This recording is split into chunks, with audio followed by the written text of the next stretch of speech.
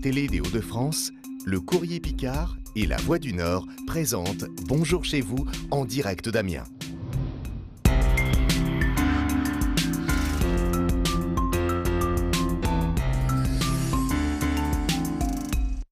Chez vous se délocalise à Amiens. Nous sommes ravis de vous retrouver pour cette émission spéciale en partenariat avec le Courrier Picard, la Voix du Nord et WEO, la chaîne des Hauts-de-France.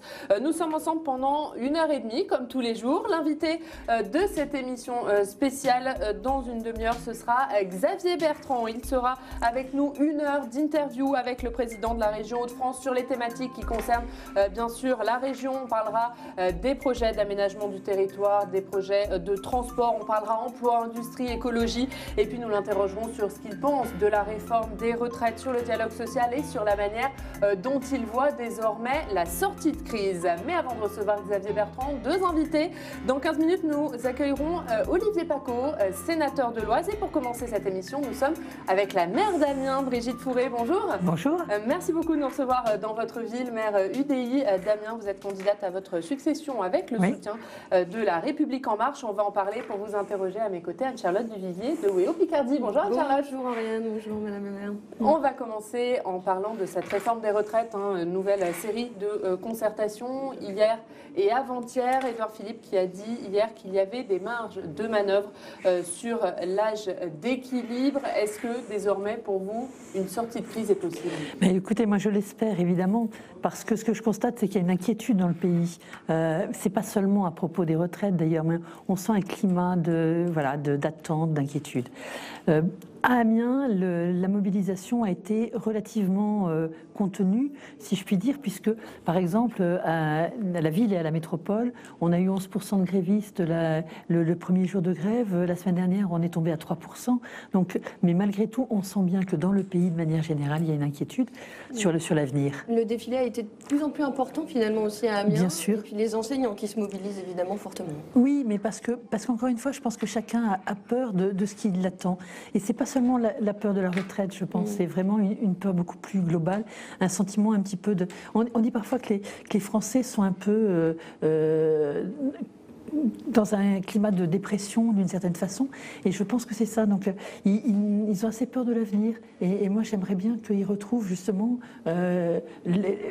qu'ils soient conscients des atouts qu'ils ont et qu'ils se tournent vers l'avenir. Sur cette réforme des retraites plus spécifiquement. Mais du coup ça se focalise sur les retraites, parce qu'évidemment les retraites, chacun se sent concerné, ça va arriver à tous un jour ou l'autre. C'est vrai que ça concerne tout le monde.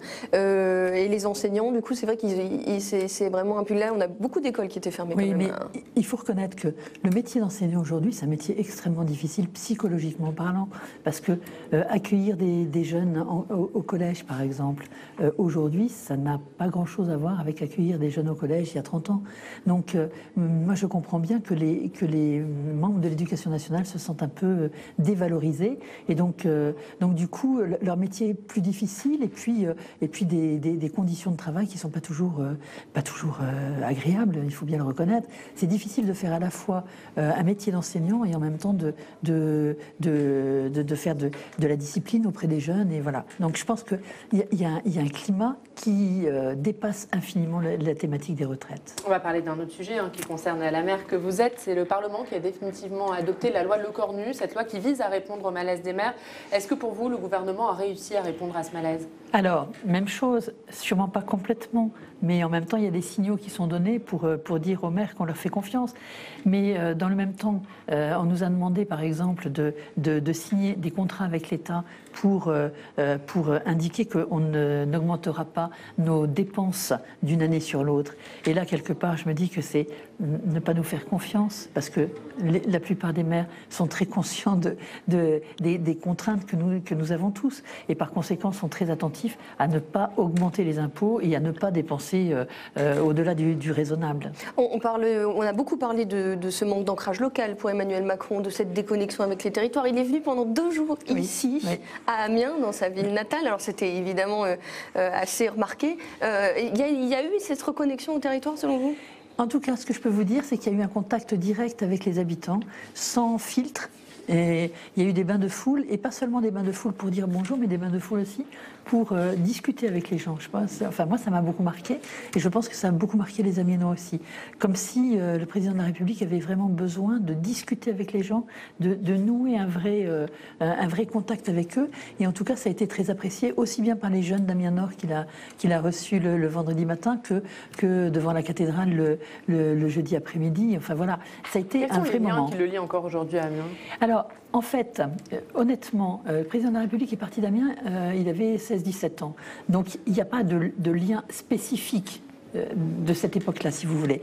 Mais malgré tout, je pense qu'à Amiens, on est fiers d'avoir un président de la République. Je pense qu'il n'y a pas beaucoup de villes qui sont dans cette hypothèse. Et même en ces temps, c'est une chance d'avoir un président de la République. Alors, mais c'est toujours nuancé, vous savez. À la fois, les gens sont fiers d'avoir vu sortir parmi eux un président de la République, et ça ne les empêche pas pour autant de le critiquer, de le contester sur bien des sujets. Donc les choses sont toujours ambivalentes. C'est jamais noir ou blanc. Hein. Ah oui, justement. Est-ce que du coup, pour le coup, c'est une vraie reconnexion avec le territoire, ou c'est juste une stratégie politique de se dire je vais venir à Amiens? Non, je ne pense pas que ce soit une stratégie politique, honnêtement. Moi, je ne l'ai pas vécu comme ça, parce qu'il a passé du temps avec chacun, et je pense que c'est ça qui est important. Il est arrivé d'abord à la Citadelle, où il a rencontré des tas d'étudiants, et à un moment où il y avait des étudiants qui manifestaient ailleurs. Donc non, je pense qu'il y avait une vraie volonté de se reconnecter, mais parce qu'il était déconnecté. Alors, je ne dis pas de se reconnecter, mais au moins de rencontrer les habitants de sa ville, parce qu'au fond, ce sont quand même ses racines, quoi qu'il en soit. Justement, on va parler des municipales, on va parler d'Amiens. Vous êtes candidate à votre succession. Vous êtes soutenue par La République En Marche. Est-ce que dans le contexte actuel, c'est vraiment un atout? Écoutez, moi, ce que j'ai souhaité, c'est être soutenue par un panel le plus large possible. Je suis investie par l'UDI, soutenue par LR, soutenue par le MoDem, par La République En Marche, par Agir. Donc, en 2014, j'avais fait une liste de large union, et je souhaitais refaire une liste de large union. Donc, pour moi, c'est important d'avoir ce soutien, en effet, de toutes les forces vives, de ceux qui se reconnaissent dans les positions que nous avons adoptées à Amiens. Alors, cette liste de rassemblement avec notamment les Républicains, ça ne plaît pas forcément tout le temps, ça ne plaît pas forcément aux marcheurs, ça ne fait pas l'unanimité en tout cas. Mais écoutez, mais à la limite, je veux dire, chacun est libre de son opinion, bien entendu, mais pour autant, au moins, moi je rassemble, et je rassemble tout le monde. Et pour moi, c'est ça qui est important. Je rassemble tout le monde, non pas sur ma personne, mais sur un projet, sur une façon de faire évoluer ma ville. Et je pense que chacun peut observer que la ville se transforme. On sait qu'Amiens est plutôt centre droit, hein, évidemment, mais là, il y a une multitude de candidats potentiels, entre guillemets, avec un Christophe Porquier soutenu par Barbara Pompili, la députée de La République En Marche. Tout ça rend un peu flou, finalement, le centre droit pour ces municipales. Mais en tout cas, je pense que ma candidature n'est pas contestable, et que moi, je rassemble tout le monde. Justement, que Barbara Pompili soit sur une liste... Je le regrette. Je le regrette. Mais chacun est libre de ses options et de sa façon d'agir. Plus largement, concernant la ligne de l'UDI, hein, vous dirigez la plus grande ville, UDI. Oui. Est-ce qu'il n'y a pas un manque de clarté de la ligne de l'UDI dans ces municipales? Vous savez, dans UDI, il y a le I de indépendant. Et l'UDI est forte surtout de ses élus locaux.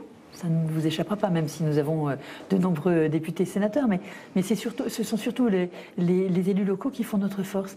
Et donc, après, nous sommes profondément décentralisateurs, nous sommes pour une République qui tienne compte des différents territoires, et donc ne vous étonnez pas d'avoir des positions un petit peu différentes. Et la difficulté à l'UDI, c'est toujours de trouver une ligne directrice qui soit unitaire. Mais là, je trouve que avec Jean-Christophe Lagarde, donc notre président, nous nous orientons vers une stratégie d'alliance avec La République En Marche et avec toutes les autres composantes de la vie politique qui sont susceptibles de s'entendre avec nous. Mais justement, est-ce que le I d'indépendant a encore un sens? Est-ce que vous n'êtes pas en train de devenir un satellite de La République En Marche? Vous savez, avant, on nous a dit qu'on était satellite de l'UMP, de LR. Donc, est-ce que l'UDI arrive à exister de manière indépendante sur le plan national? La preuve, je pense qu'il y a un certain nombre d'implantations locales et nationales qui comptent et qui ne sont pas contestables. On va revenir à Amiens, on va parler de Whirlpool. Ah oui, alors oui, parce qu'évidemment, pendant son déplacement, Emmanuel Macron a rencontré les ex-salariés de Whirlpool. Un vrai drame, on peut le dire. Ils ont connu certains 2 licenciements en moins d'1 an. Il s'est fait un petit peu malmener, hein, d'ailleurs, sur le sujet, parce qu'il était venu promettre des choses, et puis tout le monde y croyait, vous-même. Et aujourd'hui, le constat est assez amer. Alors, moi, je voudrais d'abord dire que pour les salariés de Whirlpool, c'est vraiment une catastrophe parce que subir un licenciement pour cause économique, c'est terrible, mais en subir 2 à 1 an de distance, c'est vraiment apocalyptique en quelque sorte. Et c'est très traumatisant et ça trouble la vie de toutes ces familles. Donc le président de la République est venu les rencontrer, en effet, mais on avait tous cru que la reprise de Whirlpool allait se transformer, qu'elle allait être un succès. Le résultat n'est pas à la hauteur, donc il faut repartir. Et là, à l'heure où je vous parle, il y a à peu près la moitié des salariés ex-Whirlpool qui ont retrouvé une solution, mais la moitié, ça veut dire qu'il en reste encore une trop grande quantité qui n'ont pas trouvé de. Ça a aussi cristallisé un peu les mécontentements, parce que du coup, c'est un drame social, et puis ils ont l'impression de s'être fait berner, et que l'impression que les élus n'ont finalement été un peu dans le. Parce qu'il y a aussi ce sentiment ils étaient dans le coup, quoi, entre guillemets. On y a tous cru, les salariés comme les élus, et comme les journalistes, et comme tout le monde, on y a tous cru. Est-ce qu'on a eu tort d'y croire? Voilà, c'est la question, mais à la limite, aujourd'hui, on est à l'instant T, et maintenant, c'est l'avenir qui compte. C'est donc retrouver une réindustrialisation du site de Whirlpool, c'est en bonne voie, et retrouver surtout une solution sur le site de Whirlpool ou ailleurs pour chacune et chacun des salariés. C'est ça vraiment l'essentiel. Et moi, je peux vous dire que Mme Pannier-Runafier est venue à plusieurs reprises à Amiens, elle mène des réunions avec Mme la préfète ici, pour faire en sorte de trouver des solutions pour chacune et chacun des salariés. En tout cas, plus généralement, c'est l'essentiel. La désindustrialisation touche le territoire des Hauts-de-France, mais aussi donc particulièrement à Amiens. Qu'est-ce qu'on fait justement pour l'avenir? On mise sur quoi finalement? Écoutez, l'avenir mise sur un certain nombre de thématiques qui sont particulières. Les batteries, par exemple, parce que dans le domaine de l'environnement, on a des atouts, on a une équipe de recherche qui est fantastique. La santé, avec Simu Santé, Madame Amirati a lancé Simu Santé et elle a été remarquée. Je rappelle au passage qu'elle fait partie des 40 femmes les plus puissantes du monde, dit-on, dans le classement Forbes. Donc c'est dire.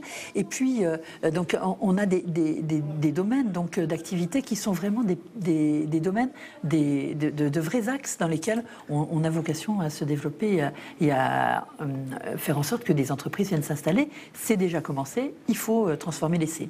On va parler écologie, environnement. Amiens qui veut devenir autosuffisante en énergie d'ici 2050. Comment on fait? Est-ce que c'est réaliste? Alors, c'est ambitieux, mais je pense que c'est atteignable.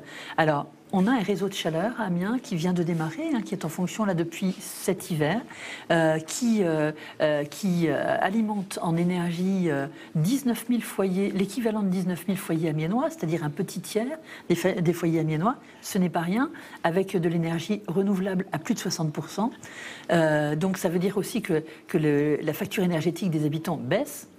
Donc ça n'est pas neutre. On est en train de lancer une ferme solaire sur 18 hectares. On a tout un ensemble d'axes qui sont lancés. Et puis, moi, je voudrais qu'on puisse développer aussi les panneaux photovoltaïques sur les maisons, sur les toitures, les habitations ou sur les bâtiments publics. Donc, il y a toute une stratégie qui est mise en œuvre pour qu'à l'horizon 2050, nous soyons en effet autonomes énergétiquement. Vous parliez de batterie tout à l'heure, ça fait aussi partie de la stratégie. Et là, on attendait une gigafactory à Amiens. Vous êtes en concurrence avec Douvrin. C'est vrai que là aussi, il y a un manque d'attractivité pour Amiens. Non, c'est pas du tout ça le sujet. En fait, si Douvrin a été choisi, c'est parce que c'est PSA qui a le... historique, au final. Non, mais c'est PSA qui avait la décision entre les mains. Or, PSA avait à Douvrin un site qui était inoccupé, une friche industrielle. Donc, ils ont choisi Douvrin, normal. Mais pour autant, ça ne nous enlève pas l'opportunité de décrocher... De développer quand même quelque chose bien sûr, ici. une usine de batterie par la suite. Et je vous rappelle que c'est les batteries sodium-ion qu'on développe ici à Amiens. Et ça, c'est un process unique au monde, je vais dire. Un dernier mot, puisqu'Amiens célèbre cette année les 800 ans de sa cathédrale classée au patrimoine mondial de l'UNESCO. Oui. Qu'est-ce que va faire la ville pour célébrer cet événement? Eh bien, il y a déjà des manifestations qui ont démarré. Il y a le spectacle Chroma que vous pouvez voir en période de vacances de Noël et puis pendant tout l'été prochain. Mais il va y avoir des tas de manifestations qui vont se dérouler. Donc, ça a commencé le week-end, il y a une dizaine de jours, avec des manifestations qui ont accueilli un public énorme, avec l'illumination de la cathédrale avec des lumignons à l'intérieur, c'était juste magnifique. Et enfin, vraiment, moi je veux dire, il y a des raisons de venir à Amiens pour voir la cathédrale la plus belle du monde. Elle a été construite dans un délai record. Elle contient 2 fois Notre-Dame de Paris en volume. C'est la petite sœur de Notre-Dame de Paris. Parce que par les dates de construction, c'est la petite sœur, mais c'est aussi la grande sœur de Notre-Dame de Cologne, excusez du peu. Donc c'est vraiment une pépite et un joyau de l'art gothique. Une opportunité économique, évidemment, et touristique. Aussi, évidemment, bien entendu. Eh bien, merci beaucoup. Merci Brigitte Fourré d'avoir été avec nous ce matin. Merci Anne-Charlotte Duvivier de WEO Picardie. Brigitte Fourré, vous allez céder votre place au sénateur Olivier Paccaud qui nous rejoint. Bonjour chez vous, en direct d'Amiens avec WEO TV, La Voix du Nord et le Courrier Picard. Et le sénateur du jour, c'est donc Olivier Paccaud. Olivier Paccaud, sénateur de l'Oise, rattaché au groupe Les Républicains. Bonjour. Merci d'être avec nous ce matin. Et pour vous interroger à mes côtés, j'accueille Jean-Marc Chevauché du Courrier Picard. Bonjour Jean-Marc. Merci d'être là. Salut, Olivier Paccaud, bien sûr. On va commencer en parlant de cette réforme des retraites. On le disait, nouvelle journée de concertation avec les partenaires sociaux et Édouard Philippe cette semaine. Édouard Philippe qui dit que désormais des marges de manœuvre sont possibles sur la question de l'âge d'équilibre. Est-ce que le gouvernement est en train de céder ? Je ne sais pas s'il est en train de céder, mais ce que je sais, c'est qu'il nous a donné depuis quelques semaines l'image de tout ce qu'il ne fallait pas faire en matière de négociation ou de dialogue social. On a un président philosophe. Je pense qu'il aurait pu distribuer le discours de la méthode de René Descartes à ses ministres, parce qu'on est toujours dans le flou. On n'en sait pas plus, en fait, sur ce qui va être proposé aux Français. Pourtant, il a présenté une réforme détaillée, c'est pas clair pour vous ? Pas du tout. Pourquoi ? Le problème des Français, il y a eu depuis 2 jours un simulateur sur lequel nos concitoyens peuvent aller pour essayer de savoir quel sera leur cas. J'y suis allé, et honnêtement, je n'ai rien compris. Et on ne peut rien y comprendre dans la mesure où personne ne sait quelle sera la valeur du point. À partir de là, on vous indique sur ce simulateur qu'il y aura 300 cas de figure qui vous seront proposés. 300 cas de figure. Et en fait, il y a 67 millions de cas de figure, parce que chaque cas est particulier. Et vouloir créer un régime universel par points, ça partait d'une très bonne intention. Le seul problème, c'est que il va falloir faire beaucoup de pédagogie et qu'on n'en a pas du tout fait. Alors que la problématique des retraites, sur le fond, elle est très simple. C'est une problématique qui est démographique et mathématique.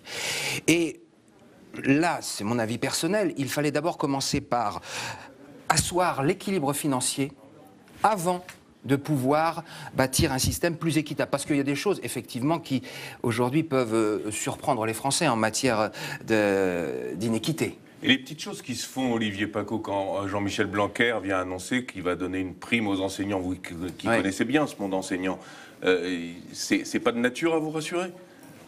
Alors les enseignants sont probablement ceux qui ont été les plus affolés par l'annonce du changement de système. Parce que quand on leur annonce qu'au lieu des 6 derniers mois de prise en considération pour le calcul du montant de la retraite, ça va être toute leur carrière, et que, en début de carrière, ils ne gagnent pas grand-chose, que eux, ils n'ont quasiment pas de prime. Les enseignants du primaire n'ont pas de prime. Eh bien, effectivement, ils font leur compte, et à l'origine de la retraite, ils ont vu qu'ils allaient perdre 300, 900 euros sur la mensualité. Après, si on leur dit, on va vous revaloriser, ok. Mais alors, il faut qu'il y ait des chiffres clairs. Et les premiers montants qu'on leur a donnés, ils ont fait leur calcul. On leur parle de 500 millions d'euros sur l'année. Ça fait 50 euros par personne par mois. Ça ne leur convient pas. Mais on est bien obligé d'essayer de faire quelque chose qui soit tout de même unifié. On peut pas. Il y a des enseignants qui sont en zone prioritaire. On a des enseignants dans le monde rural que vous connaissez bien sur votre circonscription. Comment on fait pour que tout le monde passe la même réforme alors que le travail est différent? Alors déjà, on travaille avec les partenaires sociaux. On travaille avec les partenaires sociaux, c'est-à-dire avec les syndicats, c'est-à-dire avec les élus. Et le monde de l'éducation nationale est particulièrement compliqué parce que la pénibilité, la notion de pénibilité est très très difficile à prendre en compte. Je vais prendre un seul exemple. L'enseignant qui aujourd'hui est en zone d'éducation prioritaire et qui a une classe dédoublée. Il a 12 gamins. 12 gamins d'un seul niveau. Et il a une prime pour ça. Ses conditions d'enseignement seront plus faciles qu'un enseignant qui a un double niveau avec 30 enfants. Et c'est un cas très fréquent. Et qui n'aura pas de prime, lui. comment va être prise en compte la pénibilité? Qui va avoir plus de points? Celui qui est en zone d'éducation prioritaire, qui désormais a moins d'élèves et est mieux payé que celui qui n'est pas en zone d'éducation prioritaire, qui a beaucoup plus d'élèves, beaucoup plus de préparation. Ben ça, c'est quelque chose que les partenaires sociaux doivent travailler eux-mêmes. Et ce n'est pas le ministre tout seul qui peut décider de choses. Elles ne seront pas acceptées. Vous êtes en train de nous dire que l'uniformisation, dans le cas précis de l'enseignement, c'est pas la bonne solution. C'est pas la bonne solution. Mais il y a très peu de cas où l'uniformisation est une bonne chose. C'est-à-dire, il faut partir d'un système effectivement peut-être uniformisé avec des points, mais ensuite, c'est du point de croix. Chaque cas est particulier. Et sur toute une carrière, sur 40 ans, 42 ans de carrière, on va avoir des années très différentes, que ce soit dans l'enseignement ou dans bien d'autres métiers.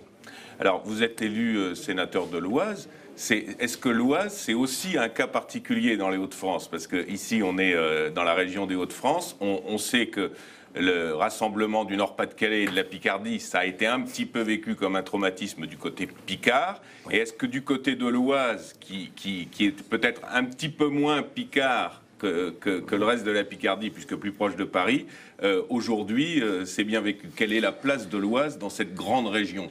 Bah écoutez, l'Oise, c'est vrai, déjà, elle était mosaïque, parce que le sud de l'Oise est plus francilien, le nord de l'Oise est plus proche d'Amiens, c'est clair. Et effectivement, nous étions attachés à la Picardie. Je fus conseiller régional de Picardie.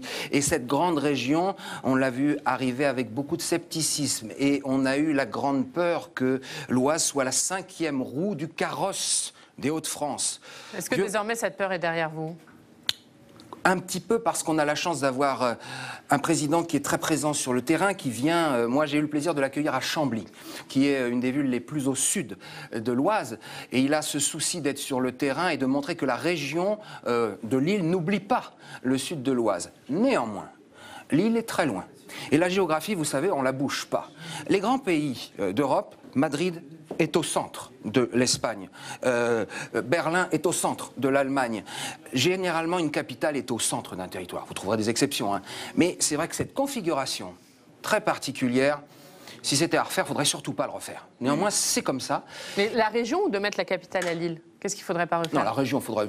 Enfin, ça a été fait sur un coin de table, on le sait très bien, cette réforme de la carte administrative. Néanmoins, il faut faire avec. Et je pense sincèrement que le président des Hauts-de-France veut être le président de tous les Hauts-de-France, et c'est une bonne chose. Parce que, quand même, quand vous êtes au sud de l'Oise, des fois, vous vous sentez un petit peu oublié. Un mot sur ce sondage, Pic Avenir, réalisé par le Courrier Picard, qui dit que 71% des Picards pensent qu'il est difficile pour un jeune de pouvoir rester vivre et travailler en Picardie. Est-ce que ce sont des chiffres qui vous inquiètent ? Oui et non. Il m'inquiète parce que je préférerais que tout le monde soit optimiste sur l'avenir de la Picardie, mais quand vous êtes un jeune qui habite dans l'Oise, souvent il travaille sur Paris. Souvent, il travaille en Île-de-France, ou alors il va travailler des fois à Amiens, hein, ou à Lille, ou des fois à Rouen même, ou sur Reims. On est une région qui est carrefour un petit peu. Néanmoins, on a des atouts économiques, environnementaux, patrimoniaux tout à fait extraordinaires dans cette grande région, et notamment dans la partie picarde. Et donc, je pense que c'est un développement, une région qui a des possibilités de développement extraordinaires. Alors pourquoi la majorité des Picards n'ont pas envie d'y rester ? Il n'y a pas que les Picards qui ne sont pas très optimistes. Le pessimisme est dans la nature française, mais on est pétri de contradictions. Hein, et ça fait partie de nos petites contradictions. Des fois, on peut avoir un enthousiasme formidable, puis des fois, un spleen, un marasme un petit peu baudelairien.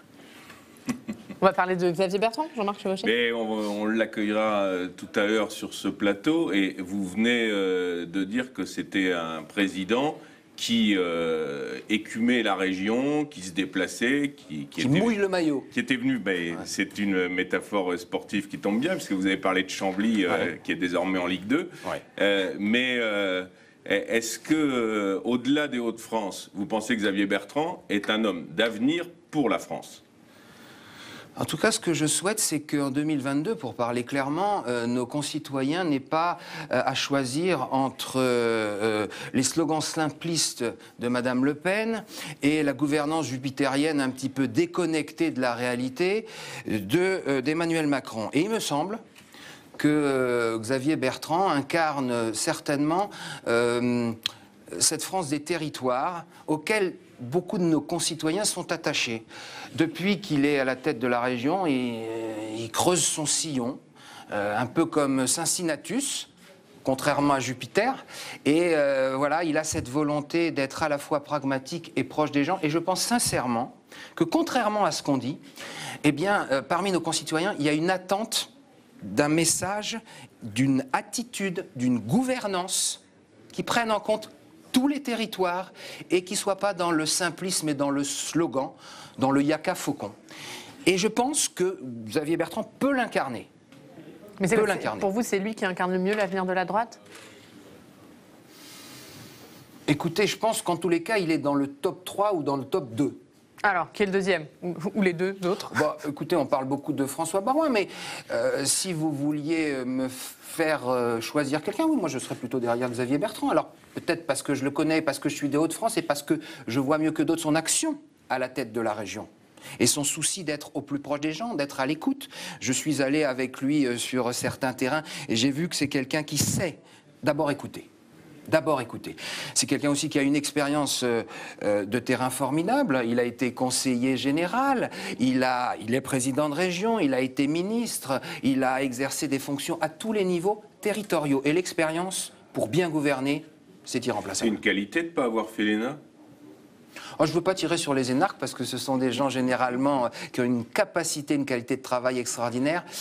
C'est une qualité surtout d'être enraciné. Et il a cette qualité. Vous nous parlez beaucoup de l'action de Xavier Bertrand. Qu'est-ce que vous retenez, vous, de ces années à la tête de la région ? Quel bilan vous en faites ? Ben, j'en retiens une volonté de présence au plus près, notamment quand il y a des problèmes.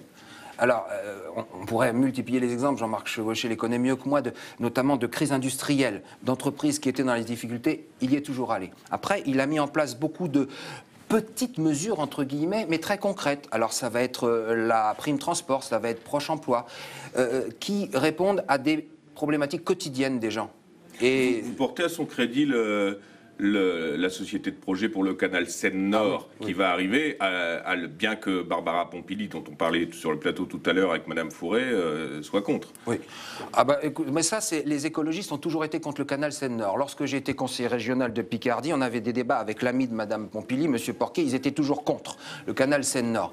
C'est un projet qui aurait dû être national. Dieu merci, la région à ruer dans les brancards et à forcer la main, entre guillemets, du gouvernement. Mais moi, je suis frappé que dans ce pays, il n'y ait plus de ministre de l'aménagement du territoire. Il n'y a plus de ministre d'aménagement. Le mot n'existe plus dans le gouvernement. C'est cohésion des territoires. Il faut aménager le territoire. C'est de niveau national. Heureusement que la région a pris la main. Eh bien, on parlera de ces sujets avec Xavier Bertrand. Merci beaucoup, Olivier Pacaud, d'avoir été avec nous ce matin. Merci, Jean-Marc Chevauché.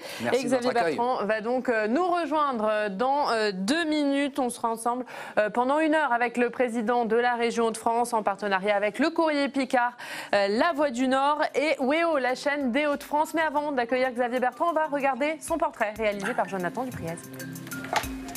Il n'était pourtant pas du sérail, ni Sciences Po, ni ENA.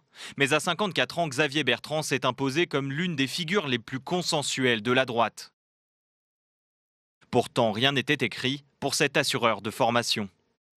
Souvent, la technocratie a vis-à-vis de la société civile un peu d'attitude condescendante. Eh bien, là, nous avons un responsable politique qui est courageux, déterminé. On verra ce qu'il fera. Mais en tout cas, il ne faut pas le sous-estimer. C'est un haut potentiel. Un haut potentiel élu maire, plusieurs fois député. Ce très proche de Nicolas Sarkozy, souvent décrit comme son chouchou, décroche le ministère de la Santé puis celui du Travail.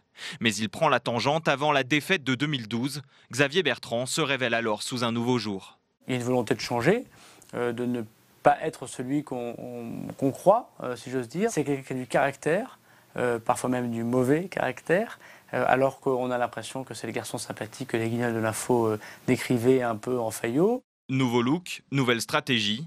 Il perd pourtant la présidence de l'UMP face à Jean-François Copé, puis traverse le désert jusqu'au régional de 2015. Il prend alors la tête de la région Hauts-de-France et rompt brusquement avec la politique nationale. Que je la supporte plus, la politique nationale. Cette politique où tout le monde pense à son nombril. Tout le monde dit j'ai compris, ils font rien. Tout le monde retient ses coups. Vous croyez qu'ils vont changer quoi que ce soit leur façon de faire de la politique? Mais rien du tout. Volontairement en retrait de la capitale, la campagne chaotique de François Fillon puis l'élection de Laurent Wauquiez à la tête de la droite le pousseront à quitter le parti. Nous sommes dans une dérive, je ne reconnais plus ma famille politique, alors j'ai décidé de la quitter. C'est pas simple, parce qu'il y a les adhérents, il y a aussi de nombreux élus pour lesquels j'ai de l'affection. Retiré dans les Hauts-de-France, il se façonne une image de politique sociale, proche du terrain, se donne corps et âme sur les grands dossiers de sa région, dont Ascoval. J'ai compris qu'il y avait un cynisme d'État sur le dossier d'Ascoval et qu'on était prêt à laisser mourir. Et j'assume tout à fait d'avoir remué ciel et terre pour que le gouvernement et le chef de l'État changent de position sur le dossier. Mais impossible pour Xavier Bertrand de ne pas rêver à un destin national. Alors que les européennes donnent le coup de grâce à la droite, lui est idéalement placé pour 2022. La présidentielle, pourquoi pas, à condition d'être réélu au régional un an avant. Est-ce que je suis candidat à la présidentielle? Oui. Est-ce que je serai candidat à la présidentielle? J'y pense, mais y penser ne suffit pas. Parce que le problème d'une élection présidentielle, ça n'est pas de vouloir être candidat, c'est de savoir si on peut être un bon président. Un temps pressenti pour Matignon, Xavier Bertrand refuse fermement de se rallier à Emmanuel Macron, le patron de la région Hauts-de-France, dont le parcours mélange savamment conviction et stratégie politique, attend désormais son heure. Bonjour chez vous, en direct d'Amiens avec WEO TV, La Voix du Nord et le Courrier Picard. Et nous accueillons donc Xavier Bertrand. Bonjour. Bonjour. Merci beaucoup d'être avec nous ce matin, président de la région Hauts-de-France. Nous sommes ensemble. Merci d'être dans les Hauts-de-France. Mais nous sommes ravis, mais nous sommes ensemble pendant 1 heure pour cette émission en partenariat avec le Courrier Picard, La Voix du Nord et WEO, la chaîne des Hauts-de-France. On parlera bien sûr des problématiques de votre région. On parlera des projets en matière de transport, d'aménagement de territoire, notamment du canal Seine-Nord. On parlera emploi, on parlera industrie, écologie. Et puis nous vous interrogerons sur l'actualité, sur cette réforme des retraites. On verra ce que vous en pensez, ce que vous pensez du dialogue social et de quelle manière vous voyez la sortie de cette crise. On va commencer en parlant des problématiques de la région et principalement de la Picardie. Et pour ça, on va accueillir Mickaël Tassard, le rédacteur en chef du Courrier Picard. Bonjour Mickaël. Bonjour. Merci d'être avec nous. Le Courrier Picard qui a donc fait un grand sondage ces dernières semaines, qui a interrogé les habitants de la Picardie sur différentes problématiques. On va commencer avec un chiffre, c'est 81% des Picards qui se déclarent fiers d'être Picards, Xavier Bertrand, mais 71% pensent qu'il est difficile de pouvoir rester vivre et de travailler en Picardie. Est-ce que vous comprenez ces doutes et ce pessimisme? Oui, déjà je fais partie des 81%, parce que je suis Picard, j'habite toujours Saint-Quentin, j'en viens notamment ce matin. Et après, la question qui se pose dans notre région, les gens sont attachés à la région, mais on doit montrer pour leurs enfants que l'avenir peut se faire dans la région. En tout cas, qu'ils aient le choix pour réussir de rester dans la région. C'est le sens d'une nouvelle politique qu'on va lancer en 2020 autour d'une agence, Hauts-de-France 2020-2040. L'idée, c'est la suivante. Un enfant qui naît aujourd'hui dans la région, pourquoi dans 20 ans, il aurait toutes les conditions pour y vivre, pour y grandir, pour y fonder sa famille et pour y travailler. Et un enfant qui naîtrait dans une autre région de France, pourquoi dans 20 ans il regarderait les Hauts-de-France? Ça veut donc dire une nouvelle politique d'aménagement du territoire pour faire en sorte qu'on habite à Lille ou à Amiens, mais qu'on habite aussi dans le Santerre, dans le Vimeux ou en Thiérache, on ait les mêmes chances. Je suis intimement convaincu que si les responsables politiques ne font pas le maximum, faisant preuve d'imagination, pour ressouder les gens, pour ressouder les territoires, notre pays ira dans le mur. Ce n'est pas la question des fractures. Oui, les fractures, il faudrait les réduire. Mais pas du tout. Les fractures, il faut les réparer et faire en sorte que les gens vivent ensemble. Ça veut dire de l'emploi, du logement, des transports, l'accès à la santé, l'accès aux services publics, l'accès à l'éducation, parce qu'il y a aujourd'hui des failles qui sont terribles. J'ai annoncé hier une nouvelle politique en faveur des étudiants et de leurs familles. Je vous explique. On va y revenir. Vous habitez Amiens, vos enfants font vos études à Amiens. Il y a des frais. Il peut y avoir des frais d'inscription, que ce soit en université ou en grande école. Mais si vous habitez, par exemple, à 100 km d'Amiens, et que vos enfants doivent résider à Amiens pour faire leurs études, vous voulez que je vous dise, quand vous avez un salaire ou 2 salaires à la maison, c'est pas sûr que vous puissiez faire face. C'est-à-dire que vous voulez donner cette envie de rester dans la région, exactement. Voire à d'autres de venir y vivre. Parce que si on habite dans la région et qu'on peut faire ses études dans la région, il y a plus de chances, avec des stages, avec de l'alternance, de pouvoir y rester. Et puis c'est aussi autre chose. C'est que ceux qui sont les Français modestes, qui travaillent, ceux-là sont obligés soit de se serrer la ceinture, soit de se saigner pour dire à leurs enfants, tu vas pouvoir faire des études. Donc cette aide, notamment en première année, qui sera de 40 € par mois, 400 € à l'année sur une année universitaire, je sais que c'est pas ça qui change tout, mais 40 € par mois, c'est aussi ce qui permet à des étudiants, à leur famille, de pouvoir davantage faire face. Et je vais plus loin, c'est une aide qui sera aussi pour les gens qui travaillent. Parce que la plupart du temps, les gens vous disent, oui, mais c'est toujours pour ceux qui ne travaillent pas. Donc que vous soyez boursier ou pas, que vos parents travaillent ou pas, pour un foyer, ça sera jusqu'à 3 SMIC, c'est-à-dire 3 500, 3 600 € par mois, parce que je ne veux pas dire non pour aider les gens qui travaillent. Quel est le coût, combien ça coûte ça? Si vous me dites exactement combien de familles vont demander bénéficier, je vous réponds dans la seconde. Clairement, je pense que ça peut concerner au moins 10 000 familles, donc 10 000 étudiants. Mais encore une fois, comme les aides au transport que nous avons mis en place pour aider ceux qui travaillent, comme les aides à la garde d'enfants pour ceux qui travaillent, les voitures à 2 € par jour pour les chômeurs qui n'ont plus de voiture pendant la période d'essai pour ceux qui veulent travailler, proche emploi. J'avais fait campagne sur la région au travail. Je n'ai pas oublié ce que j'ai dit pendant la campagne. Justement, on va revenir sur toutes ces questions de pouvoir d'achat tout à l'heure avec nos confrères de La Voix du Nord. On va rester sur la Picardie, sur l'attractivité de la Picardie. Quand on demande aux Picards, toujours dans votre sondage, un pic à venir, Mickaël, quand on demande aux Picards sur qui ils comptent le plus pour développer la Picardie, eh bien, ils répondent en majorité les politiques au niveau régional, au niveau local. Est-ce que vous vous sentez une lourde responsabilité? Oui, parce que vous savez... Quand j'ai été élu dans des conditions qui n'étaient pas les conditions ordinaires, c'est la gauche qui décide de ne pas se maintenir parce qu'il ne voulait pas que le Front National l'emporte. C'est aussi une responsabilité, c'est-à-dire que j'ai été élu au premier tour, 25% des habitants de la région me font confiance, principalement des électeurs de droite, mais pas seulement. Et derrière, sans avoir la mémoire courte, sans rien renier de mon projet, je dois être le président de ceux qui ont voté pour moi et de ceux qui n'ont pas voté pour moi. De ceux qui m'aiment un peu et de ceux qui ne m'aiment pas du tout, de ceux qui ne votent pas et des autres. Quand vous êtes président aujourd'hui, vous devez rassembler. Cliver en politique, c'est la chose la plus facile. On tape sur la figure de l'un un jour, de l'autre le lendemain. Je l'ai fait aussi un peu par le passé. Mais au final, ça ne règle rien. Et donc, les gens ne vous demandent pas de faire de l'eau tiède, ils vous demandent tout simplement d'avoir des convictions, mais de respecter. Et donc, quand j'ai dit que c'était l'élection de la dernière chance, je le pense. Les gens qui votent pour les extrêmes, ici dans la région comme ailleurs, ne sont pas tous amoureux des extrêmes. C'est juste qu'ils en ont marre. Et qu'ils ont le sentiment que les politiques se battent pour avoir la place et garder la place, mais qu'ils ne se battent pas pour les gens. Et ce message que je me suis pris dans la figure plus qu'ailleurs, parce qu'à Saint-Quentin, les gens m'avaient toujours conservé leur confiance. Et je leur en suis très reconnaissant. Mais cette claque que je me prends, elle m'a d'une certaine façon réveillé. Je veux juste pas me rendormir, c'est tout. Et justement, aujourd'hui, vous êtes à la tête d'une région pour laquelle vous aimez dire qu'elle marche sur ses deux jambes, Amiens et Lille. Qu'elle doit marcher sur ses deux jambes. Il y a deux autres jambes, la ville et la campagne. Les gens qui vont bien et les gens qui vont pas bien. Et c'est cet équilibre en permanence qui c'est pas un équilibre pour rien faire, c'est un équilibre pour avancer. C'est exactement ça. Et est-ce que vous comprenez les craintes des habitants d'Amiens qui, en 2015, ont perdu le statut de capitale régionale? Vous entendez ces craintes-là, avec aujourd'hui des menaces qui pèsent encore, entend-on, notamment sur la cour d'appel d'Amiens. Ce serait à nouveau un symbole pour la région. Qu'entendez-vous faire, justement, si le gouvernement, l'État, ils sont incorrigibles et ils ne comprennent rien. Mais ils ne comprennent rien.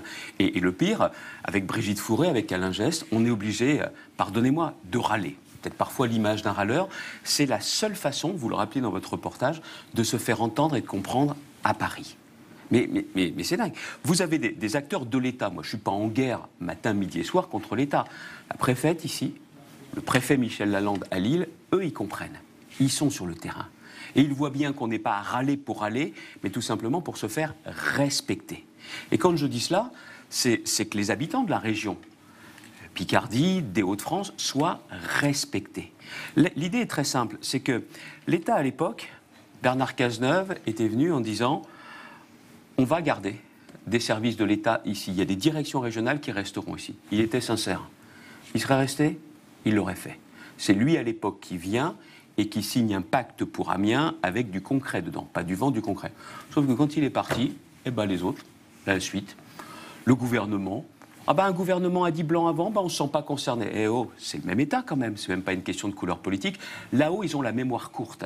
Et donc derrière, en permanence, il y a la tentation, allez, on va affaiblir le rectorat, il y a les directions régionales qui partent à Lille, c'est plus facile. Et là, on a à nouveau le coup sur la cour d'appel. Mais alors, c'est un peu sioux, enfin pardon, c'est totalement hypocrite. C'est de dire, non, on va garder la cour d'appel, mais on va spécialiser les cours d'appel. Et puis, pourquoi vous ne rendriez pas des dossiers, par exemple, à Douai ? Ça, c'est une façon, au fur et à mesure, de saigner un peu la cour d'appel, de l'affaiblir. Au détriment toujours de celle qui est la plus petite. Toujours, la plus grande. La plus grande qui est Douai, parce qu'on a effectivement 4 millions d'habitants sur Nord-Pas-de-Calais et on en a 2 millions sur la Picardie. Parce qu'ils voient ça de loin, ils disent que ça sera plus efficace. Mais ils n'ont pas compris qu'on est à une époque où c'est pas quand on est plus grand, plus gigantesque que ça marche le mieux. Ce qu'il faut, c'est faire de la proximité, être proche. Et puis, pour vous, c'est quoi ? C'est une méconnaissance du terrain, cette histoire de la cour d'appel d'Amiens ? On voit de loin, c'est des méthodes de techno. C'est des méthodes de techno, c'est des méthodes qui sont purement comptables. Dans la vie, il faut savoir compter. Mais il ne faut pas raisonner en permanence avec des méthodes comptables. Parce que vous savez quoi ? Vous broyez les gens, vous les broyez. Remettre un peu d'humain dans les décisions, c'est pas stupide. Demain, vous mettez tout à Douai, tout à Douai. Déjà, je ne suis pas sûr qu'ils sachent faire. Enfin, je suis sûr qu'ils ne sauront pas faire tout. Ce n'est pas la compétence des personnels qui est en cause, c'est qu'au bout d'un moment, c'est trop gigantesque. Comment vous voulez avoir une politique, par exemple, pénale, qui sache faire du sur-mesure, quand les problèmes du cœur de l'île, ce n'est pas les mêmes que ceux du sud de l'Oise. Olivier Pacot m'en parlait dernièrement, ce n'est pas la même réalité. Et puis, il y a une autre façon encore plus hypocrite de faire. À Amiens, sur la cour d'appel d'Amiens et sur les autres juridictions, on va garder les personnels nécessaires ? Est-ce qu'au fur et à mesure, ils ne vont pas décider à Paris de dire « bon, on ne va pas leur remplacer tous les postes, on va attendre pour le remplacer ». Par exemple, à Saint-Quentin, il y a une procureure qui est nommée, qui est promue. Bon, il faudrait qu'à Paris, là, ils se dépêchent quand même pour la remplacer, parce que c'est la secrétaire générale de la cour d'appel d'Amiens qui va venir faire l'intérim. Oh, c'est pas le même boulot quand même.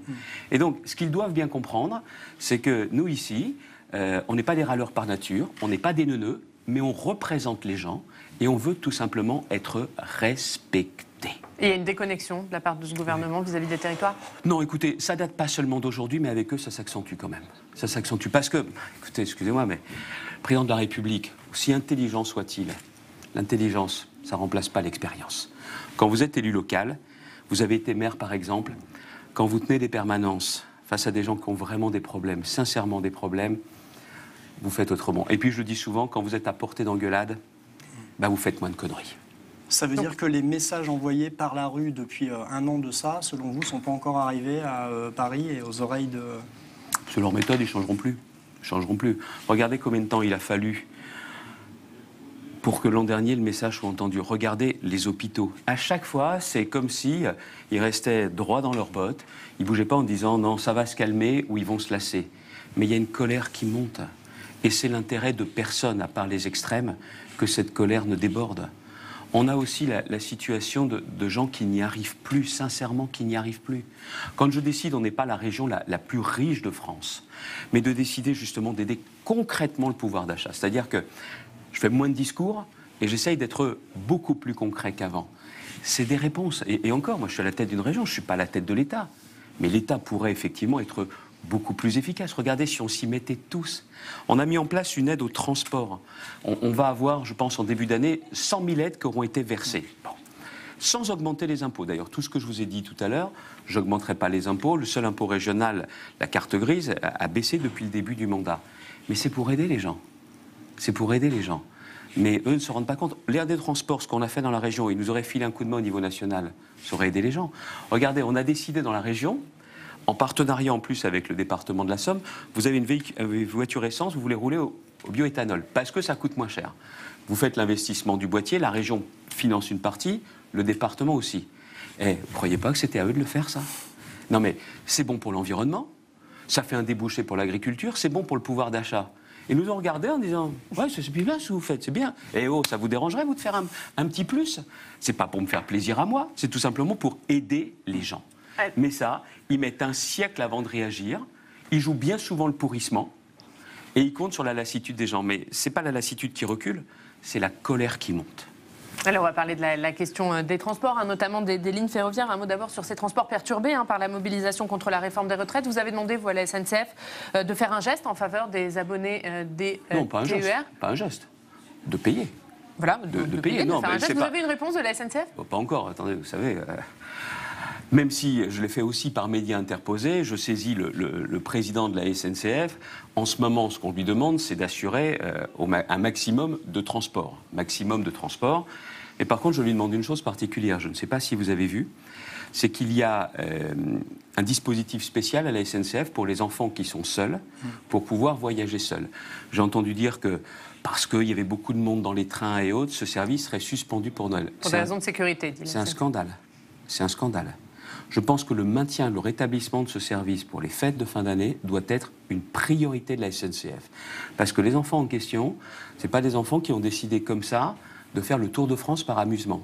C'est des enfants bien souvent, peut-être que je me sens plus concerné, des enfants de familles recomposées qui ont prévu de se retrouver avec leurs parents au pluriel ou au singulier. Ça veut donc dire qu'il y a des familles entières qui ne vont pas pouvoir être réunies. Je comprends toutes les contraintes de la SNCF en ce moment. Le job de président de la SNCF, tout ça, c'est pas facile en ce moment.